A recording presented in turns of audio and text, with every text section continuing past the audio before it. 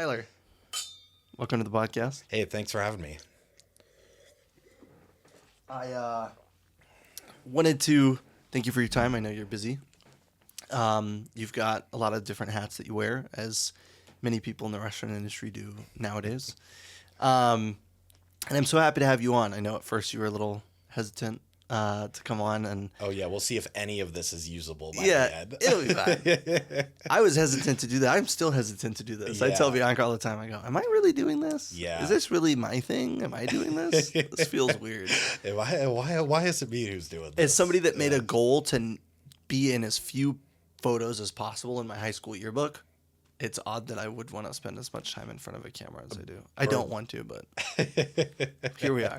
Wait, here we are. You know, it's always one of those. Well, for me, it was kind of one of those things where I was like, nah, like that's not really like I shouldn't do that. Like who? Like nobody wants to hear it. But then it's kind of like, why not? Why not? You know? It's not going to hurt anything. Yeah. I mean, the hope for me is that people that are non-industry will listen to a couple episodes and go like, I should learn more about wine, or I want to care about wine, or we should drink more wine. Or people that are industry will say like, what can we do? And have these conversations where we can ask the question, what can we do to make wine more approachable? What can we do to make wine less stuffy? What can we do to help wine regain its position in the household? Yeah. Right? Because that's where I think that we've kind of lost ourselves. Not that we don't want to sell cocktails at restaurants. If you can, obviously you should. Yeah. More margin to be made. But at the end of the day, we're all wine people, so we want the wine to sell. That's true. Yeah. So anyways, I'm super happy to have you on. I know it was a warm day today, so we're having orange wine, not something that I usually pour. Not for any reason in particular, but I figured we could just hang out and enjoy like a nice cold glass of something. Absolutely, I'm here for it. Yeah. Well, I didn't want to wear a t-shirt, but because it was so hot, I had to. No. Me too. Yeah, exactly. Okay, so the routine. Let's do a quick step into your past and kind of bring us up to speed. Has wine always been a part of your life? Is it something relatively recent? Where'd you start in the service industry? Yeah. Well, my parents don't drink at all. Wow. So that was so there was absolutely like no wine in our household, really. That was, back when they did drink, they were Scotch people, but that was before I was even born, apparently. But I was always sort of attracted to it, even, when I was younger. I was always, a fan of geology when I was a little kid. And, I'd obviously, when I became of legal age, I started drinking. Never before. Never before, Yeah. exactly. And I loved the stories behind it, and but I started in coffee actually when I first, doing a lot of ritual, sight glass, all of those kind of guys, so, and that was kind of where you first start developing tasting and things of that nature. So I was originally born, half raised here. We were here till I was like 10, and then moved up to Humboldt. So it was like 8 hours north of here, 6 hours north. And then I moved back to the city in 2011, 12, something like that. And my best friend at the time was working for this little like underground restaurant called Lazy Bear at the time. Yeah, and got me a job there. I had never worked the floor before. The way that they kind of did floor service was a great sort of entry level at the time, because it was, mostly like food running, busing, things of that nature. And then they decided to take me on when they did the brick and mortar. So I got a very big crash course in how service runs. Right. Yeah. Paul Einbund came in and like spent like 2 weeks with us, like teaching us just how a server is. So cool. Yeah. So it was a really great experience, and I'll forever be grateful for him. And was there through the second Michelin star, where there was a few somms there who were really great guys who kind of like showed me the first great wines that I've ever saw. And then when I moved on to Piccino, Danny DiMartini, kind of like took me under his wing, and I told him this is something I was really interested in. And he sort of got me to where I am to this day. That's awesome. Well, several things that I want to touch on, but I'll try to do it in chronological order. That Sorry, way. did I go too quick with that? No, it's fine. I was like, here's the entire history of my life in 10 seconds. That was so good, though. It feels like you practiced. Did you practice? What? No, I wasn't in the car practicing. Okay, so first step into kind of the beverage industry was coffee. And you mentioned that that's where you got started developing tasting notes. That's something that I still feel like I struggle with today. Yeah. I read the back of a coffee package, it's like blueberry chocolate. I'm like, whatever. I don't care. Yeah, I know when a coffee's good. I know when a coffee's bad. I know what I like. I know what I don't like. Yeah. I usually go for blonde because I like a little bit more caffeine, Yeah. which I think is how it works. I'm still not that knowledgeable. No, that's totally right on there. Okay. Yeah. Do you feel like, is that something that you got really into, was kind of differentiating between different coffees? Because Sight Glass, and where else did you mention? I'm sorry. Sight Glass, Ritual, 4-barrel. Right. Some of those were with actually them. Some were the places that did those. The 4-barrel brass tacks. Yeah. Oh my God, that's one of my favorite coffees ever. It's not inexpensive, but it's really good. Totally. So do you feel like that's something that you guys talked about on a regular basis, was kind of tasting notes? And and if so, what are is there a technique? Is there something I should be doing differently to? Well, it's been, I mean, we still have coffee at Piccino, obviously, but I'm not as in that world. Sure. And we're talking about 12 years ago at Right. this point. Okay. So I'm sure there will be some coffee heads out here that would be able to tell you better. I mean, there's certain techniques like the cupping where, you kind of, kind of essentially cover the cup a little bit and then, put your nose down to it before you smell. Mm-hmm. But honestly, it's just kind of like how you develop your palate for wine. And I think that if you're not in the game, really, really honing that skill, it's totally different. Just spirits can be totally different as well, depending. Yeah. I think they're a little bit closer to wine, but I think it's just something that you have to train up. And, a coffee head could totally help you out with that. That makes sense. No, I was thinking today I stopped at the Valero or whatever, and I got a cup of coffee out of there. And it was just rainforest blend. I was like, yeah, whatever. That sounds good, But I love when I go to Phil's, I like to get, the ambrosia water of the god or coffee of the god or whatever. And then they do another one, dancing water or whatever. Yeah. And I love that because I love pour over. And I think I like pour over because I also don't like really hot beverages. Yeah. And so, I think I get a little bit more flavor out of it when it's not quite as hot. Welcome back. Hey. We're brief technical difficulties. We had a new lens. For anybody that's watching YouTube, you may notice the difference. I look a lot shittier now than I did earlier. And I look about the same. So anyways, where we left off was we were kind of talking about coffee. We were talking about tasting notes. We were talking about all these different things. So I wanted to talk to you briefly again about your first restaurant job was Lazy Bear? First restaurant job was Lazy Bear. Holy fuck. That's swinging for the fences. Yeah. Well, it started off at a much different, level than what it got. Sure. I guess that's a good point. Yeah. And it was, you mentioned that it was kind of underground. Were they doing, I've only been here since 18. Were they doing pop-ups and stuff before? Or? Yeah, so he was doing a lot of pop-ups out of his house in just different areas, but then they found there was essentially kind of burner event space run by the guy who actually owns Ritual. This guy whose name was Chicken John. Jesus. Or is. I'm not sure where he is, what he's doing The these artist days. formerly known as Chicken John. Yeah, exactly. Yeah. So it was like this kind of like wild B&B for like, I mean, for a lot of people, but like primarily for burners, with this giant like events level kitchen. Sick. Yeah, and this giant space. And so they mainly just stayed there, like, and it was like, I think they did it like once or twice a month or something like that. And, you know, we had this little core group of front of house people that they were like super nice about bringing us over to the brick and mortar, because they really didn't have to do that. I mean, I was 21 at the time, you know, and they were very adamant about going for stars. And, you know, they're like, yeah, well, you know, we'll start you off as like a, you know, server assistant.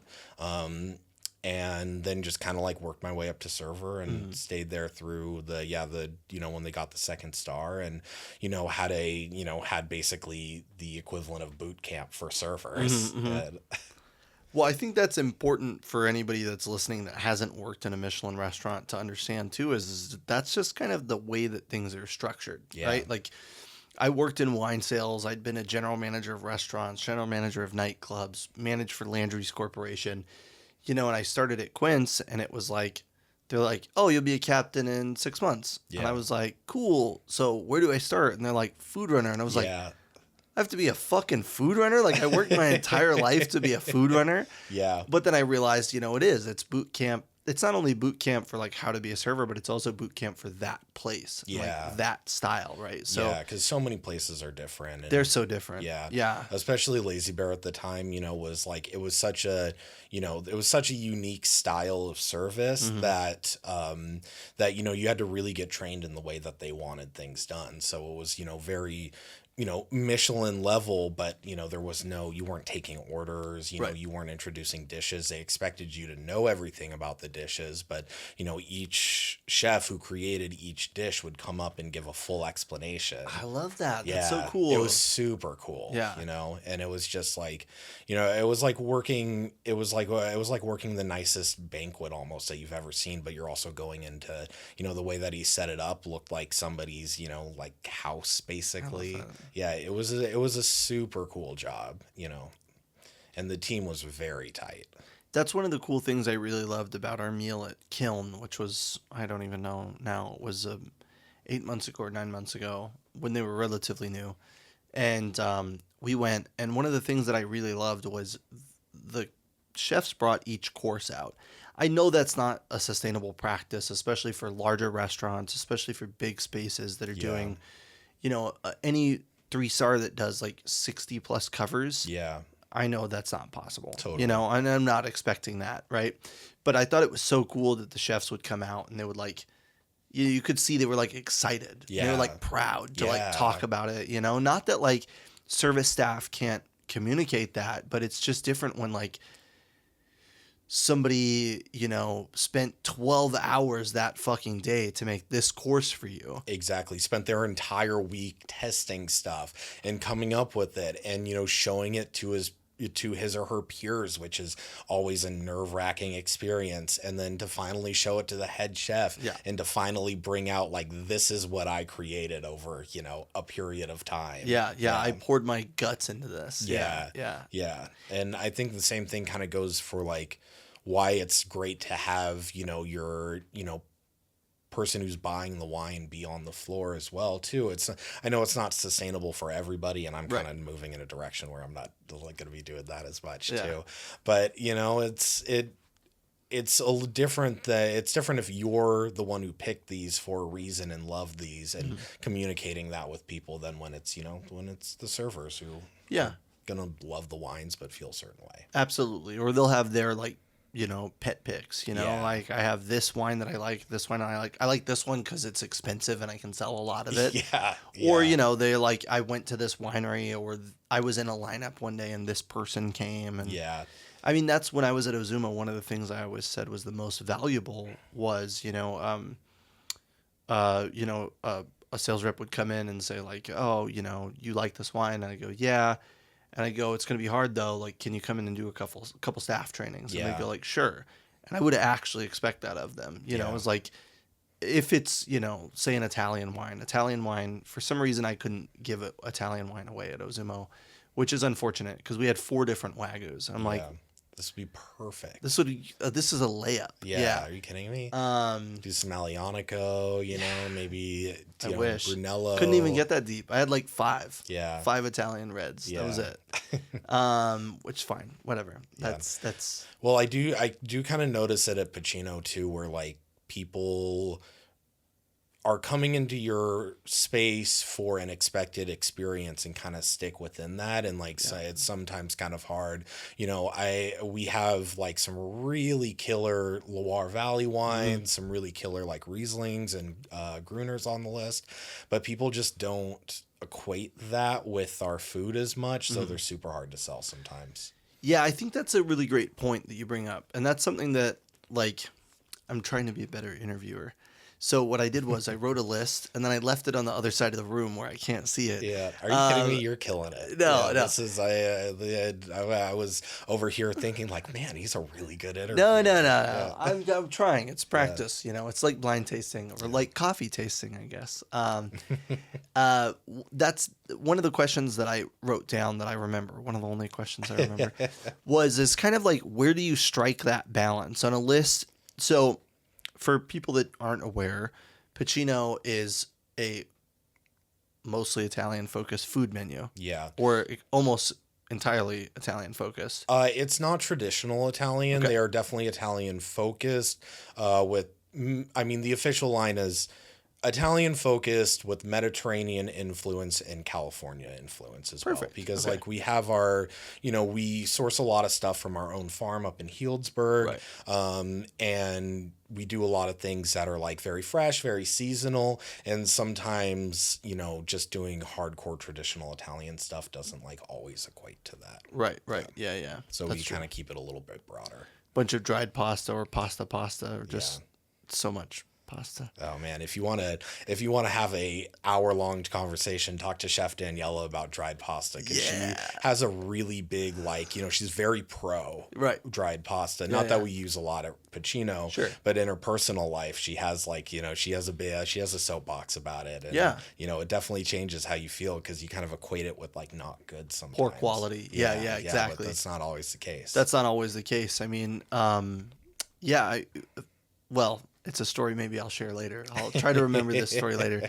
So I guess that's to me kind of the question, to go back to the question I had is like kind of where do you strike the line on percentage? Or I mean, how long have you been at Piccino now and how many different kind of like levels of the wine program have there been in this German, Austrian, French kind of camp? Yeah. We keep it relatively small. It's probably, I'm going to say 2 to 5% maybe of the list is, like German and Austrian. I'm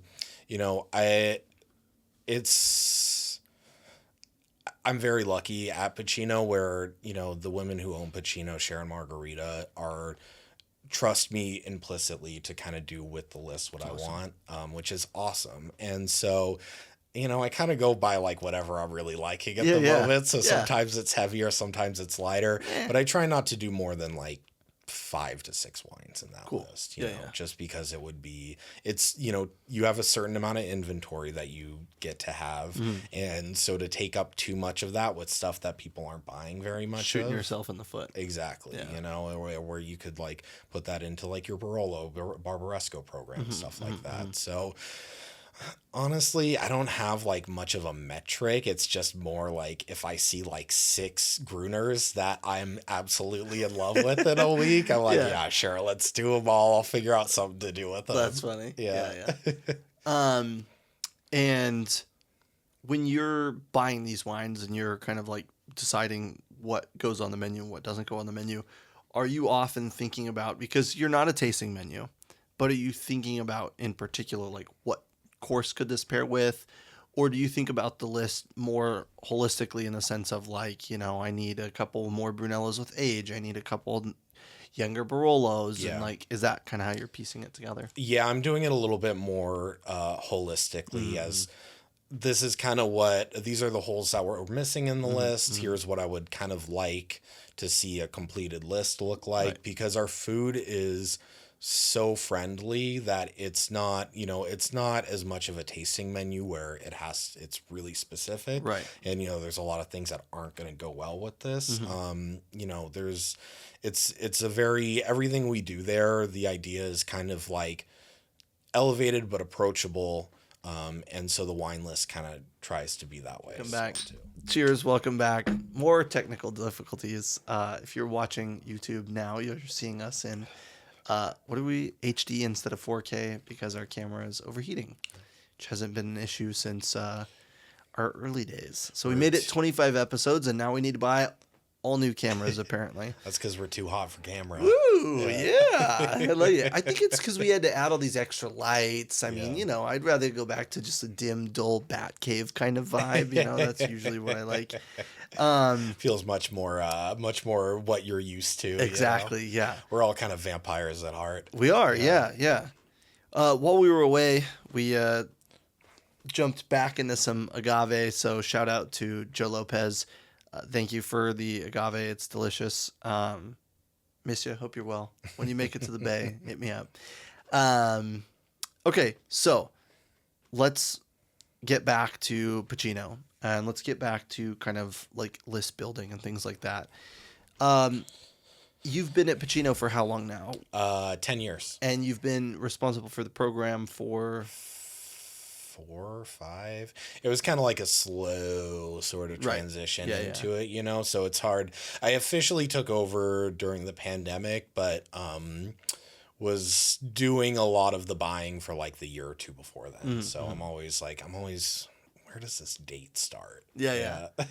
And then when you first started, were you like really aggressive about tasting a lot and trying to taste a lot of things and a lot of different books and coming up to speed as much as you could? Or was that just kind of like, did you do that intentionally, or was that kind of like, I don't know, unintentional? You were just excited. Yeah. Well, I think, the guy before me was an incredible beverage director or wine director. He kind of shaped my whole taste. So I sort of, loved a lot of the same wines that he did, still do to this day. I'm sorry. Still do to this day. But when I first started, I kind of wanted to like figure out, what my style was, try and figure out like how he got to the conclusion of these wines being his favorite. Because, he did a lot of this legwork finding these wines, and I kind of got the benefit of just coming in there with all these wines that were already incredible. So a lot of like my overdrive of tasting at the beginning was just kind of like trying to figure out why and how he got to the wines that he got to, so that was, And if you look at our list now, I do all these like little write-ups, and, I look at our Google Drive, and it's something that he had on the list like 8 years ago or something. And I'm like, of course. Circle back to it. Yeah. Do you, and now how often are you tasting? Once a quarter with each book? Do you taste a little bit more for books that you like more, or because you know them so well you taste a little less? Yeah, I try and do probably about like 6 to 7 tastings a month. Cool. It's getting a little less now, just with all the extra stuff going on. But I usually condense all my tastings to either like the end of the month or the beginning of the month, because, inventory and whatnot.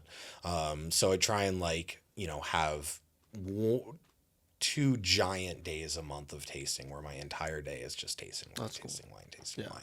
Yeah. And that's mostly like an admin day that you kind of dedicate to Exactly. that. That's cool. Yeah. Yeah, that's what I felt like. I tried to do at Ozumo too. It was because like you have so many floor shifts also. So it's like your one admin day you kind of turn into like a tasting day / try to catch up on computer work day, which almost never happens. But Exactly.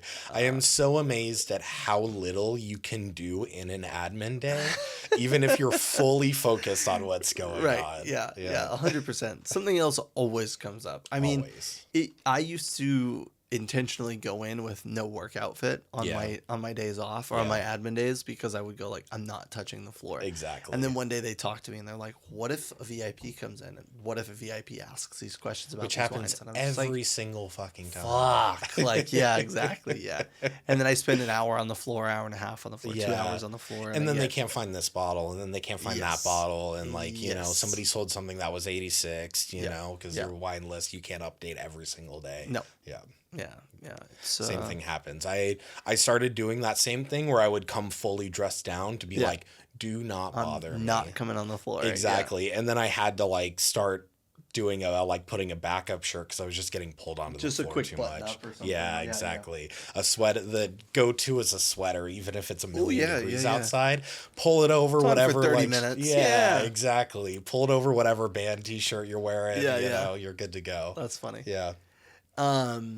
Do you guys get, this is a maybe an off the wall question, but I'm just curious. Do you guys get family meal? Like at least when you go in on your admin day, are you Yeah. getting like family meal and you don't order off the menu or anything like that? Yeah, well, generally, like, we're there for so long, like, there's family meal and ordering off the menu, yeah. you know? So, like, you know, we do family meal at, like, 4. Oh, great. Yeah. And then usually Sunday family meal is always, you know, because they're taking anything from brunch and everything that they don't want to last like Yeah. 2 days and Yeah. just doing these giant gorgeous spreads. Like Ooh. it's the greatest day of So Piccino. Sunday's the day. Sunday's the day. All right, all right. That's good to You know. fried chicken, all this extra like brunch leftovers. Like, yeah, the Sunday family meal is where it's at Piccino. Is brunch a relatively new thing for you guys? No, we've been doing it like ever for whatever. We've been open for 18 years, in that building for 13, 14 years. Okay. So I think they started with brunch, if I am not correct. I think they started, we used to be 7 days a week. Holy shit. Yeah. 7 days a week, no closing between lunch and dinner.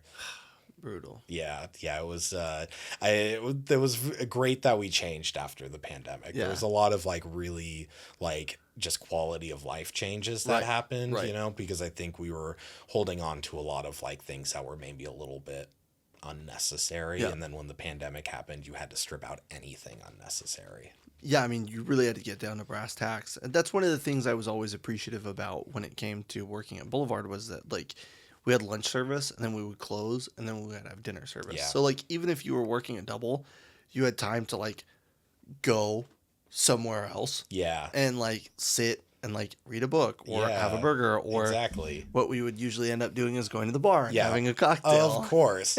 If you're working a double, it's almost expected. You of deserve you. it. Yeah. It's for your feet. It's medicine. Yeah. Somehow, tequila cures all. It does cure all. Yeah. I remember not Californios, that's the Michelin restaurant. Americanos in Hotel Vitale had like draft cocktails and like jarred like chicken liver pate. Yeah. And that was the greatest. That was the best lunch. We'd Yeah. go over there and we'd just like eat pate and drink draft cocktails, and it was I love that the draft cocktails are kind of seeming like, I mean, they've been around for a minute, but it seems like they're kind of having a moment where they're, it's kind of like the batching where it's not only here, but people are totally accepting of it, which is Yeah. great because I love it. I love a keg cocktail. I'm down with it. Yeah. I mean, I think that, like, to me, I'm happy to see it too. I'm curious if maybe the renaissance, let's say, of draft cocktails is due to the mass die-off of kegged wine. Because I feel Yeah. like kegged wine had a day and it's gone. Half bottles of wine are gone. Nobody's Yeah. making any formats. They're all making 750s now. Yeah, that's so interesting. I mean, I think,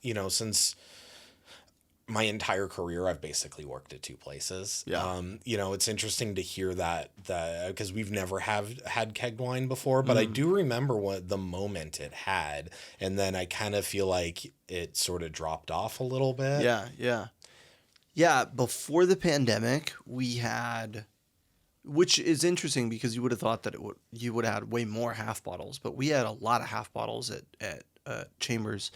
And we had like a decent amount of kegged wine. Never a ton of kegged wine. That's not really our house, not really our style. But even now, like I was looking through my kegged wine section because I'm doing a presentation on Thursday to somebody that is every wine by the glass that they sell is only kegged. Yeah. They're big into sustainability, which is great. I respect that. I appreciate that. Yeah, totally. But I'm like, we have like 3 producers. Yeah. 4 producers that have kegs, you know? This is the show. Yeah. So it's kind of one of those things where I'm like, I don't want to show anything else from this producer because that producer's already on there. So I guess I'm going to show this one. But I don't know. I mean, I wonder if it's ever going to come back. And if it does, I wonder if it's ever going to come back as much as it was. I think we'd have to talk to somebody from a winery, obviously, but like, you know, half bottles, large format bottles, kegs, those are all different bottling lines. Yeah. And that's got to be expensive and somewhat of a headache to organize, I imagine. So. Yeah, we definitely, it's so funny. Our half bottle sales are non-existent until I start pulling half bottles. Right. And then everybody wants a half bottle. Yeah. Like, where were you guys That's like so 6 months ago? Yeah. When I had bought all these fucking half bottles.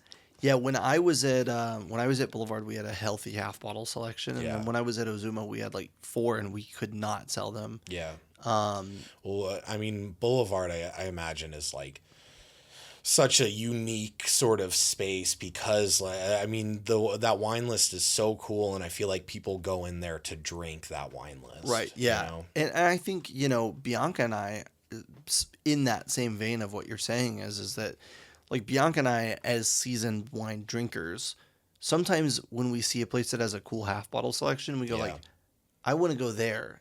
We don't really go to places like for the wine list. Not anymore. We used to. When we were in the restaurant industry more, we used to do it. Now that we're on the sales side, it's a little bit more about like, what do we want to eat?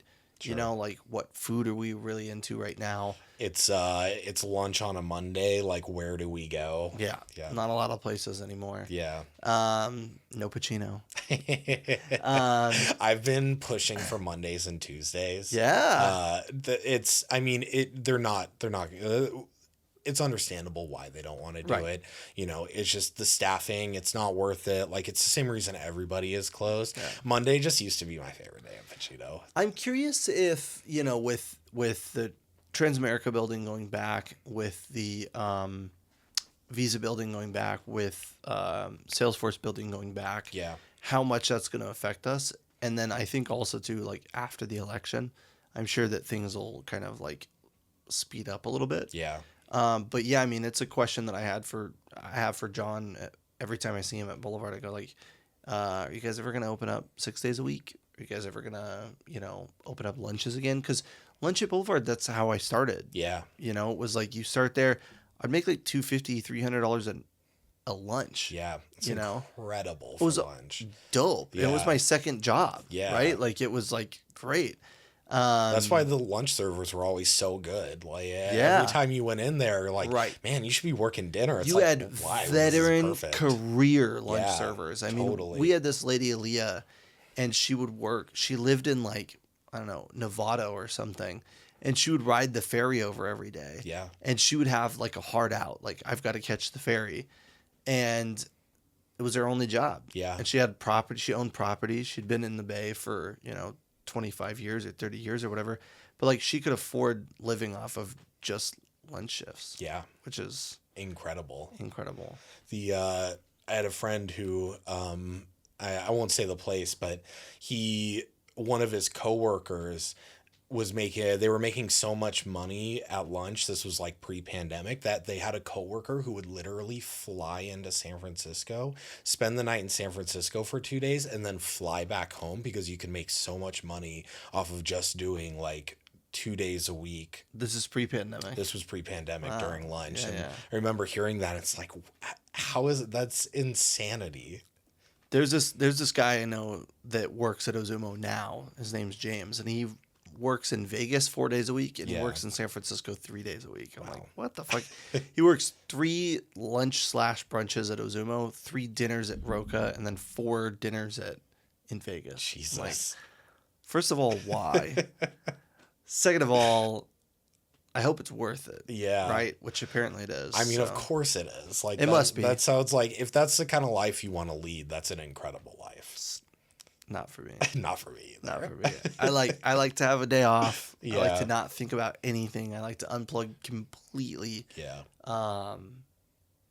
Yeah, I mean that's the you know, the fence that we sit on for the podcast is always like, you know, we shoot the podcast, today's Monday, so it's a little bit easier, but you know, we usually shoot on like Sundays or Mondays because that's when most people are off. Most restaurants are closed. Yeah. And when we shoot on a Sunday, I'm always just like, I don't feel like I really got a weekend. You know, it's like 8 o'clock on a Sunday night, 8:30 on a Sunday night. Like it's not Like, this is that bullshit. big of a deal. But yeah. I was like, this is not fair. I had to drink with friends. Yeah. That's you're right. That's how I should think about it. No. It's you guys are doing it, like, obviously, like this takes work to set up, and you know, anytime especially when the camera dies 2 times. That's just my favorite. Yeah. No, I think it's cool, you know, and ultimately what we want to do is just give back to the hospitality industry and the beverage industry, and you know, we need to work on having more chefs on. We need to work on having like some bartenders / mixologists on or whatever. We've got a couple people in the rafters in the distribution side of things and supplier side of things. Oh, and cool. we're just really trying to like kind of like broaden the conversation around the greater beverage industry, because I also feel like it's not something you think of. Like, I don't think every server should be a sales rep, and I don't think every sales rep should be a server, and I don't think every sales rep could be a supplier, but also like there's no resources for any of this information. You know, it's like, I remember I got my first job as a sales rep. My sales rep at Glazers at the time was like, hey, I'm turning in my notice and I recommended you for the position. And I was like, I don't even know how to do what you're doing, you know? And he goes, What is it that you do again? It's easy. Don't worry about it, you know?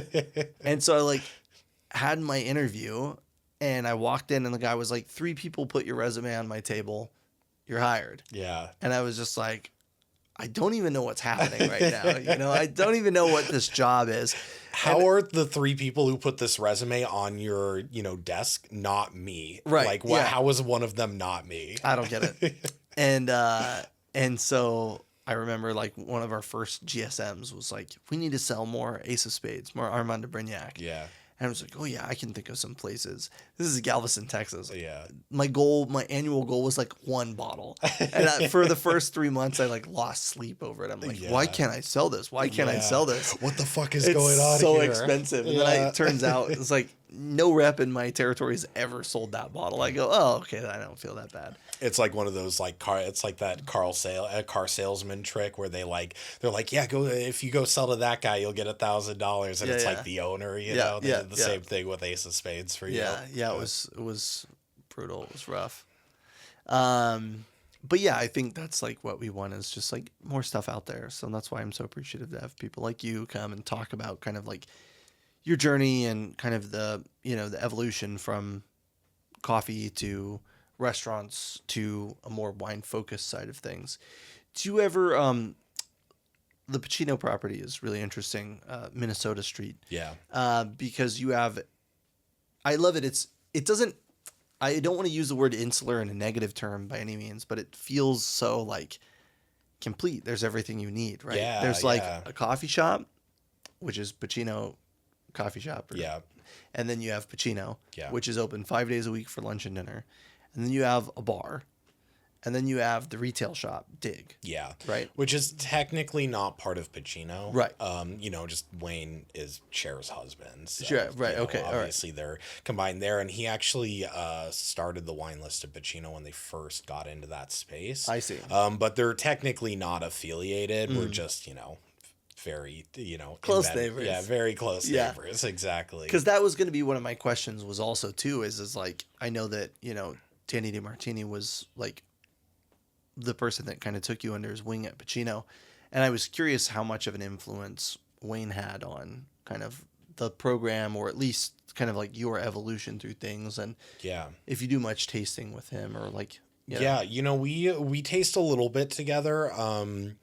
Sometimes our schedules are a little different because he gets in so much earlier than I Right. do. Yeah. Being more retail focused. Being more retail focused, but we have a very similar palette for things. We like a lot of the same stuff. I mean, he does a lot of like, he does such great Burgundy numbers and gets like the coolest Burgundies in Yeah, town. yeah, Like, yeah. I mean, yes, every time I go down to his little like cave down there, I'm like, Yeah. yeah, you know. So, and we don't sell maybe as much like we definitely don't sell that much Burgundy. Sure. We're, a little bit more Italian focused. But yeah, I mean, he's showed me so many cool producers that I love to this day. He definitely influenced Danny, who then influenced me. Right. So, it's Yeah. definitely, he's been a huge influence for sure. And is always a great source of knowledge. Yeah. Yeah. That's cool. He's just a cool guy in general. He is great. Yeah. I feel like that whole neighborhood over there is really cool. I mean, that's technically Yeah. Dog Patch. It is definitely Dog Patch. And so you guys have, Ungrafted right around the corner. Yeah. Those guys do a great job. Gather, have you been there yet? I just walked by it the other day. I haven't actually been in yet. I need to go, so when you're going to go, text me. We can Absolutely. go together. I saw the wine list outside. It looked cool. Cool. It's a cool list. Yeah. Could use a little bit more of my wine. No. You know what? Same. Yeah. Yeah, well, and that brings me to the next part is as somebody who's been in the restaurant industry for as long as you have, and not that this is that far out of the restaurant industry, but Sure. your next steps. Talk to us about your next steps. Yeah. So I've started with La Grenouille Imports, which is just a super cool kind of French focused, a little bit smaller book. They were originally part of The Source as like kind of one of those third party imports, and then kind of stepped out from that and are just doing direct imports and doing a lot of really cool stuff. They have like the book is awesome. Jerome, the owner, is awesome. I love his whole philosophy, and it makes it really easy to like sell a book you've been working with for so long Right. too. Yeah. And he just his whole philosophy is cool. Yeah. Yeah. Yeah, it's I think that what you touched on is really interesting, right? Is like being a buyer and having worked with the wines for a long time gives you a lot of insight, right? Like when I started at Chambers, I didn't have a Chambers rep when I was at Ozumo, and Ozumo was my only opportunity to buy in my time in San Francisco, but it was so close after the pandemic, there wasn't a lot of reps. A lot of Yeah. places laid a bunch of people off. Yeah. And so like when I started at Chambers, it was like cool, like I haven't sold Ramey in like 8 years, right? Like I don't know what these wines taste like, And Yeah. so like getting to like I don't know, rediscover the wines was really fun and really interesting, but it definitely put me behind the 8 ball. Yeah. Well, and you have like, I mean, that, the Chambers book is so diverse and so like so many wines, I could imagine how it would take your time to really work through it and like figure out like what you should be showing to people.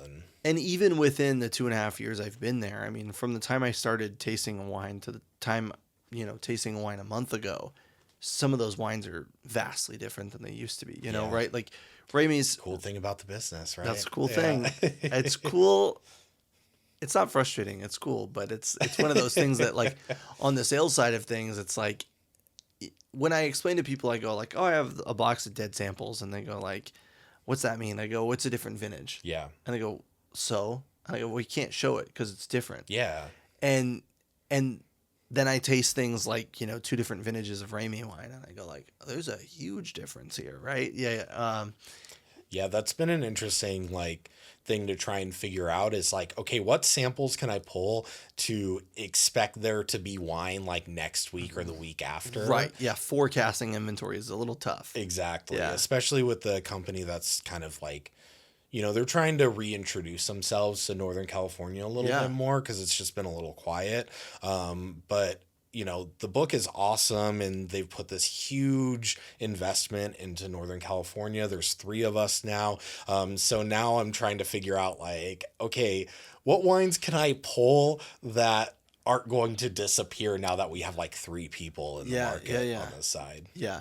It's funny. I mean, it happens like that in some of the bigger books too. Yeah. Like were just in, we just went to Noriega the other day, and we were just screwing around. It was like Saturday or whatever. And we were just like cruising around Noriega, and there was this Italian restaurant we stopped into, and Bianca dropped a card. It's not my territory, Yeah. And so I like looked at the menu, and I go like, oh, son of a bitch. this is the place. So I started selling to this restaurant, and I was selling Lavelli Susumaniello from Puglia, and it was going really well, and they were selling a lot of it. I go like, hey, the price is going to increase next vintage. Yeah. And they go, no worries, like I'll load up a lot before the vintage is gone. I go, okay, cool. There's 60 cases left. We should be fine. Yeah. The next day, all 60 cases were gone, and I was like, what the fuck happened, you know? And it turns out one of my coworkers sold it to that restaurant in Noriega. Oh, yeah. And, you know, was just like, hey, you know, this last 60 cases before the price increases by 250 or whatever it was. Yeah, they're like, great, just out. And they were like, we'll take it all. Yeah. And I was just like, God damn, you know? So I hear you, because it's kind of like your coworkers and your teammates, but also at the same time, like, there's only so much pie to eat. You Exactly. know what I mean? So, yeah. Yeah. And luckily with, you know, this book, like all the pie is delicious. Yeah, that's so, true. Yeah. You know, you just have to, you know, there are certain categories, you know, those cheaper Pinots, those cheaper Sauvignons, like those definitely are flying a little bit quicker. I'm sure. Yeah. You know? Yeah. Anything that says Sancerre on it. But, Yeah. you know, Jerome does kind of a cool thing where like, it's a little, you know, you could either take it as like, you know, half glass full or half empty. Yeah. But he seems to like buy stuff that he likes no matter what the area is. So, Cool. you know, we have like one Sancerre producer, and he could, you know, pick up a bunch of other Sancerre producers and we could have a full book, but he's like, this is the only one that I like that was available. So we're going to have one, and you're not going to have much wine from it. Yeah. But like, you're going to know that when the wine's here, it's going to be awesome. Yeah. Which I'm stoked on. That's cool. That's better than committing to, you know, thousands of cases and not being able to sell it or something like that. Yeah. How do you feel like, I mean, I guess this is a question that you already mentioned ish for the book that you're with now, but at Piccino as well. Do you feel like the lesser expensive wines is certainly where like the volume is nowadays, right? It feels like wine is still selling, but the dollar spend is down. Yeah, right? for sure the dollar spend is down. Yeah. We're, you know, it used to be 90 average for us a couple years ago. Now we're probably down to like 65, 70 for sure. Yeah. You know, it's they're, you know, just like the rest of the U.S., the middle class seems to have kind of disappeared a little bit. So we get a lot of like hits on the higher end stuff, and we get a lot of hits on the lower end stuff. But the things falling in that, you know, 95 to 120 range has kind of disappeared a little bit. Which, you know, is a bummer, and you just have to kind of like think about it and kind of, you know, there's certain grapes that people will do, you know. Sure. You can always sell Longa Nebbiolo at $90 and be okay. Like if it's a good, some Pinots at 100, 120. Exactly. Yeah, that's still. I mean, you don't really have a choice for for Burgundy at least. That's minimum. Yeah. So I think it's definitely disappeared a little bit, but we're still getting some hits. And this is a conversation that I just had when I was over in Spain. You know, we're sitting there and we're talking with a bunch of different people. And, you know, the buyers that were there on the trip with us were mostly retailers. And I was having this conversation with them, but I have so much experience on premise, and with on premise accounts is really where like my strength lies.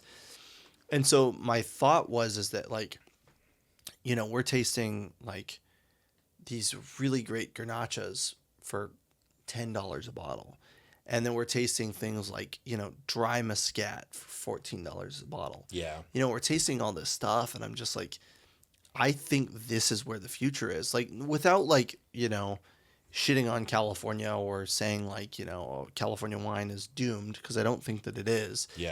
I just think that there's no longer a daily affordability in a lot of our wines for sure anymore. And there's certain brands, you know, or there's, you know, the brands that are designed for that, the brands that are mass produced and that can afford to charge, you know, $8 a bottle or something like that. But sometimes those wines aren't as inherently interesting. Right. Yeah. Which relates us back to the coffee conversation of like me drinking, you know, Valero coffee. It's just like, it's like, if you don't care about what you're drinking, those are fine. But if you do care about what you're drinking, there can be a lot more complexity, and there can be a lot more kind of like character and quality behind it, you know. And just like wine, the more you care about what you're drinking, the pricier it can get. Yeah. You know, Yeah. so yeah. but I think you just kind of find your areas, you know, like Spain, there's a lot of great wine that you don't Yeah. have to charge a lot of money for. And, you know, even if you're, you know, a big fan of wine too, you definitely have different modes. Like I'm not, you know, pulling crazy things out of my like fridge every single night. Like Yeah. sometimes I just want something simple that I can like have a glass of before bed and be 100%. good. Yeah, you know? yeah. Do you feel like you've mentioned Alianico? Do you feel like you see kind of a general trend towards central and southern Italy in the spend while the pricing goes down?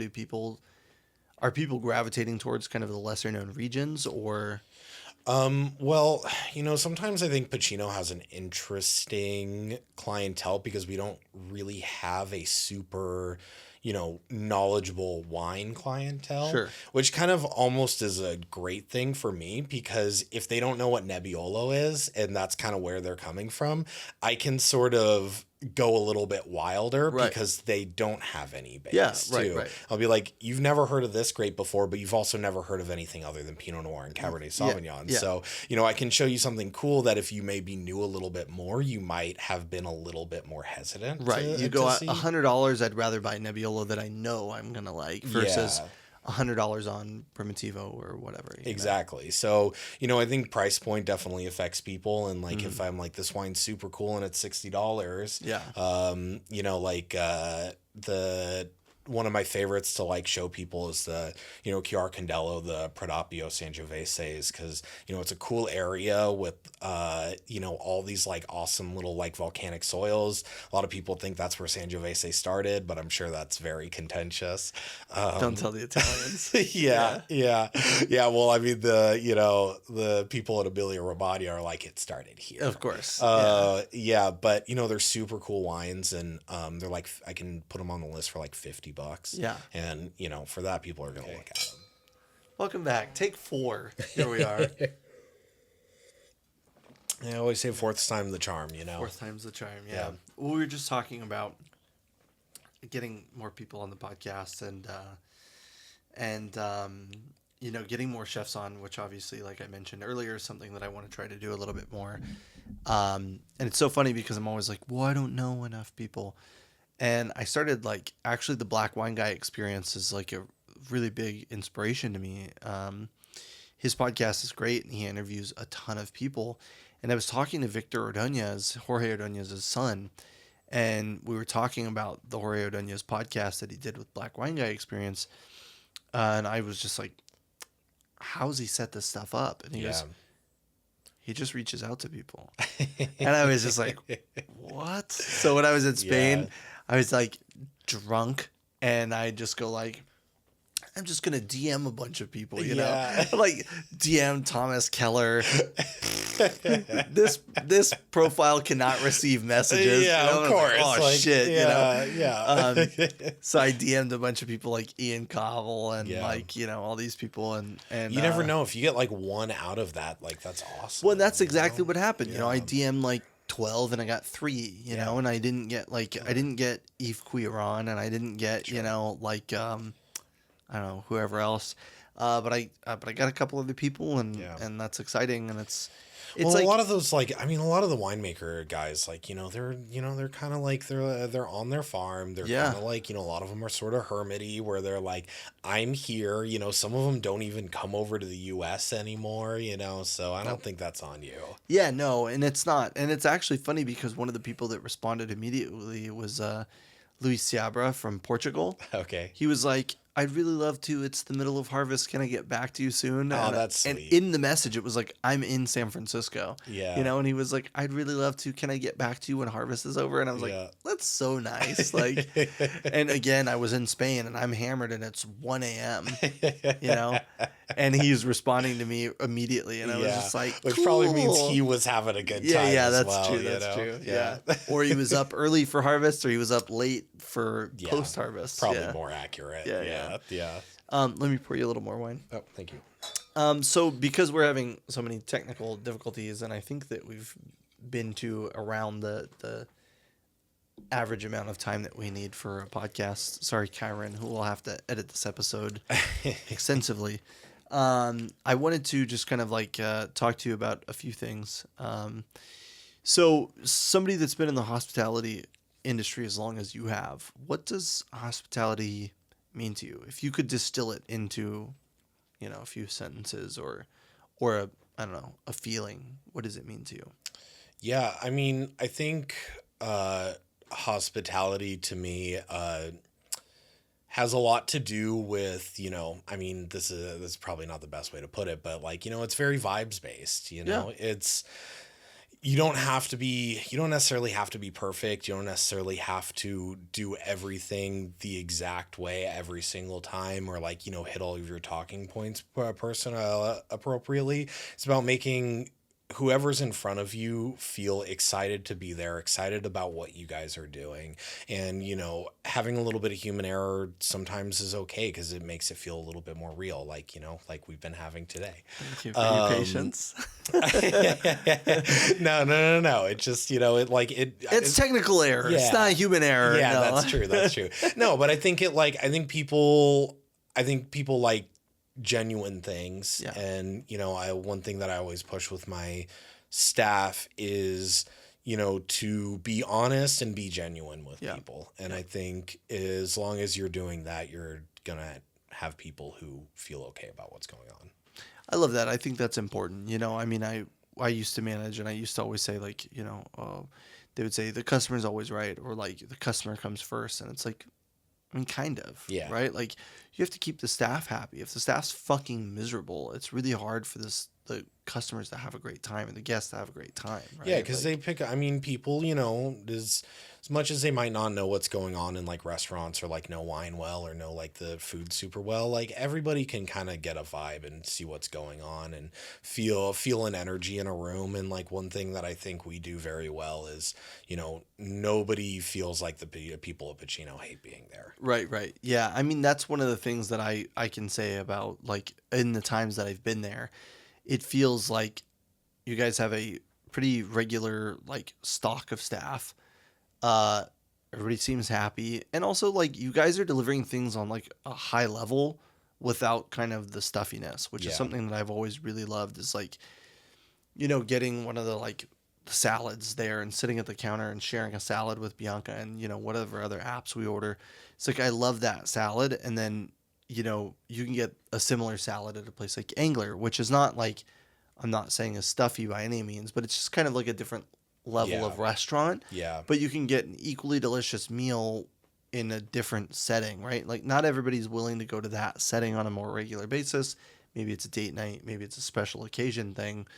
Whereas like Piccino feels like, I don't know, just more like cozy and comfortable and a little bit more kind of like approachable. Yeah, right? approachable, but the product that you're still getting feels, is on a little bit of an elevated level at the same time. Chef and I always joke that we're food twins because we have like the same McDonald's order. We love all like the same like junk food. That's funny. And I think we have like a very similar vibe as far as like what programs we're trying to put together. You know, all of the wines on our list, like I think there's a lot of really cool stuff there, but nobody would ever say that any of those wines aren't approachable. Right. Same thing goes with their food. Like she might have a crazy pasta shape that nobody's heard of, but you taste that dish and it's incredible and it's very approachable and it's very comfortable, but still at a great, like, at a really like well executed level. Yeah. The next question is, how do you feel about this wine? I'm a big fan. We were kind of talking about orange wine earlier and, I really love orange wines that have like intent to them. Right. A lot of the Friuli and Ramatos, I love like Il Censo from Sicily. Mm-hmm. The wines that have like a history behind why they're orange instead of being like, orange for the sake of being it. And it definitely feels like this wine is kind of has like a little bit of tradition steeped behind it. It's that vein. Yeah. The reason I brought it up as immediately as I did is because you were mentioning pasta shapes and it brought me back to our conversation about dried pasta. Yeah. And this winery actually is Do you want to make a guess? Is it New World or Old World? Ooh. You don't have to guess. Recorded? No, sorry. We'll cut it out. Cut it out. If we don't cut it, you're right. If we do cut it, no, I'm just kidding. Yeah, I like how how that sounds. It's got a great savory tone. It's got some great structure behind it. There is a lot of fruit kind of like driving the bus. So it's either like a really cool New World wine or like maybe like a older kind of, or like a kind of riper Old World. I'm gonna say New World. Cool. You're right. Okay, cool. New World. There we go. Less editing. Yeah. Good. Hey, leave it in. Yeah. So, Giornata, which I think we've had in the past, Cal Italian, or not even Cal Italian. I don't think that he likes that. But anyways, Brian Teriti and Steffi, his wife, are the owners. He worked for Chambers for a decade in Paso, and then sold a bunch of our Italian wine. Loved a bunch of our Italian producers. Made friends with a bunch of them, and started growing, purchasing and growing Italian grapes in the Paso region. And this is his Amphora series that he does. And this is 100% Vermentino from Coyote Moon Vineyard. And it's like 2 months in Amphora. Very cool. Right? Very traditional in style. Is he doing like are they coming from Italy? Like, are they doing like the Tuscan clay, or is he making them himself? That I don't know. Yeah. I would imagine that he's probably bringing them. Yeah. Mainly because one of his other favorite projects that he has is he makes pasta. Okay. And it's called, I'm spacing on the name, but I'll tell you after the show. He makes a series. He makes all these great dried pastas that you can buy here. Etto. Okay. And he has a restaurant actually. It's called, what's it called? Tin Town, Aluminum Town, some kind of metal town. I think it's called Tin Town in Paso. And he has the winery there, and he has a restaurant there, and he has a little pasta factory there. But all of the flour that he uses for his pastas is all brought in from Italy and everything too. So he's very much about like honoring like Italy and honoring kind of his heritage, which I believe is Sicilian. Love to have him on at some point and have him prove me wrong. Well, you sold me on that. I can't remember the vineyard off the top of my head, but the one that they ripped out of the Alianico. Oh yeah, Lunamata. The Lunamata. Yeah. That wine's so much fun. The price point is awesome. Yeah, and like they're still just gorgeous wines, and people are just it always breaks my heart because they're on the list right now, and they're like, "This is so cool. What is this?" And I'm like, "You're probably not going to be able to find it anymore." Yeah, it's dead. Yeah, it's dead. It's been ripped out. That's how I feel about Ramey, which we tasted together. Yeah. The Rogers Creek vineyard was one of my favorite vineyards ever. Yeah. Domestic Syrah, I don't think it got better than Rogers Creek, but R.I.P. Hey, that's a good thing. Like, when one door closes, another one opens. There's always like another cool wine coming down the path. It's sure better. Yeah. It's sure better. I'd like a lot more cool domestic Syrah. Yeah. I guess I don't drink enough to really make the market demand worth it. But, Yeah. Let it be known here. If you don't hear it, I will drink about a case a year. Yeah. Is that profitable? Is that profitable anywhere? No. That's always my favorite / least favorite thing about places is like they're like, I want something that nobody else has. It's like, so are you willing to financially carry the business for this winery? Because they got to pay their fucking bills. Exactly. Like, I don't know what you want me to tell you, you know? Yeah. Like but when something sells in Costco, it's like, Yeah. They had to get rid of the vintage. Like, I don't know what you want. I don't know what you're expecting to hear is like the winery needs to sell the cases. Like, do you think that they would have rather sold it to Costco and taken a hit on the cost? Or do you think they would have rather sold it to you? They would have rather sold it to you. Yeah, but maybe next time you can buy it. Yeah, exactly. Okay, so, yes. So orange wine can be delicious, especially if it's done well. Yeah. Or, as you said, if there's intention behind it. I enjoy this a lot. I've enjoyed this conversation a lot. I've not enjoyed the camera going down several times a lot. That's been incredibly frustrating, but that's okay. Well, I've had a really good time, man. This was a lot of fun, and like, I was definitely nervous about doing it, but the second I got here, I was like, I think this is gonna go okay. Good. Yeah, it'll be great. And whenever we figure out whatever's happening with our camera, we'll have you on for another. Whether it's 5 episodes down the road or 20 episodes down the road, or whatever. By then you're probably gonna have too many big shots on it, too many no, people on your list. No. We never want to get to the point where we don't have time for people that want to be on. So if you want to be back, we'd love to have you back. No, this was super fun, and I would love to be back. Yeah. Do you have any closing statements? Any knowledge you'd like to share with anybody? Any advice for anyone? No, I mean, I think we talked about it earlier, but I think a lot of like what we've done is by saying yes to things that we probably weren't sure if we could do or had the ability to do at the time, and then we figured it out. So, I mean, if I did have any advice, it would just be say yes to things and then figure it out after you say yes. Yes, I'll try. Yeah, exactly. Yeah. Exactly. Absolutely. Give me a month to figure out what it is. Yeah. Perfect. Yeah. All right, cool. Let's wrap it. Let's go drink some more. Awesome. All right. Thanks, man. Cheers. Thank you.